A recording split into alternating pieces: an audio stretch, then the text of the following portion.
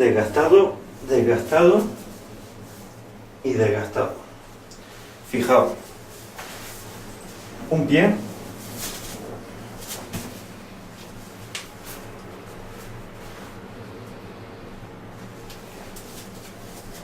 se utilizó muchísimas veces y por eso está desgastado.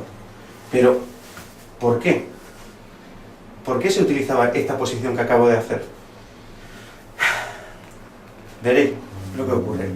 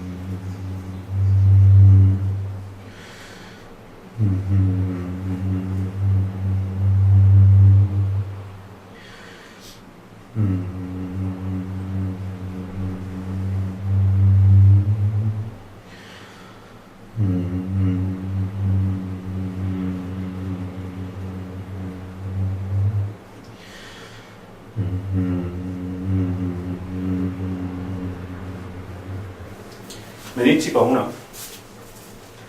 Seguramente, está bueno, ¿eh?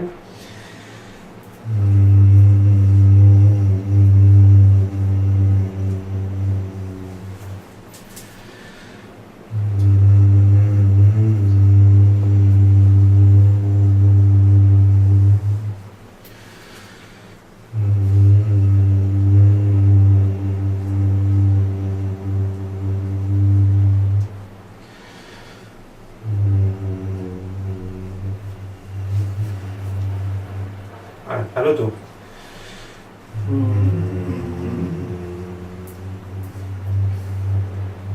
Respirar. No, entonces hinchalo.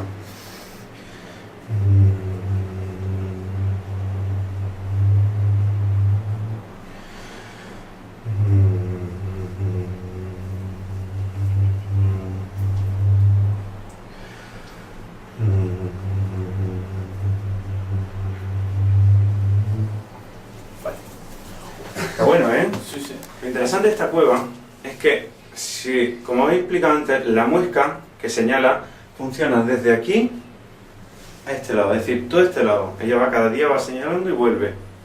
Y desde aquí para acá, realmente lo que es un lienzo. Creo que lo que aquí he dibujado es cómo se pescaban los atunes gigantes en la antigüedad. Esta parte te decía cuándo y esta parte te decía cómo. Barcos, atún gigante en la playa. Seguramente si sacáramos bien cómo funcionan todos estos dibujos que hay aquí, nos estaría dando el primer manual de instrucciones de montar una almadraba, pero hace miles de años. Aparte hay una cosa interesante, mirad aquí. ¿Veis el huequito? Este hueco que hay aquí. Si yo agarro y me siento, ¿veis lo que ocurre? Encajo perfectamente. Seguramente la persona que utilizaba esto era bastante, bueno, un poco más pequeño, que yo no soy muy grande. Pero fijaos qué interesante. Si yo hago así, oigo una cosa, pero si yo hago así, oigo otra. Desde aquí, si miramos a la orilla del mar, una vez estábamos probando todo y había justo en la orilla del mar una familia tumbada pues, de playa. Y cuando hicimos así, nos metimos, ¡pum! Que permite oír lo que se dice en la playa. Empezamos a oír la conversación de la familia, lo que decía, la pelea que tenía con el marido con la mujer. Pero te sales y ya no escuchas nada. Te vuelves a meter y escuchas. Lo increíble y lo que pensamos es que desde aquí, aparte de saber cuándo llegaban los atunes, podían ver la horca y los movimientos, y como la almadraba antiguamente, había que hacer señales para que la gente de costa hiciera todas las maniobras de redes y de captura. No sabemos cómo lo hacían ellos, pero posiblemente cuando se quería comunicarse desde aquí con allá abajo, esto que hemos oído, el sonido que hemos oído, se podría servir, seguramente lo podían amplificar, porque si vemos la cueva parece una caracola.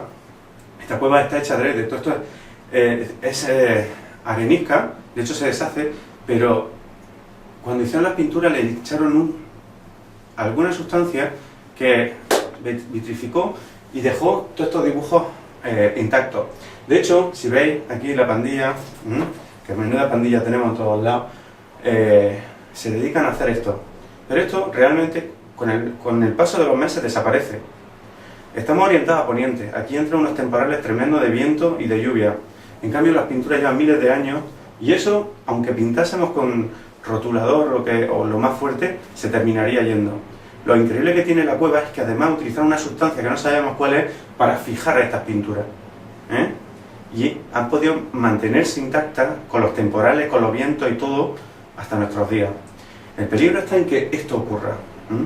Estas cuevas dicen mucho de nuestro pasado. Si ellos no llegan a ser inteligentes, digo nuestros antiguos, y no llegan a saber todos estos trucos de océano y a utilizar el sentido común, nosotros no estaríamos aquí ahora mismo.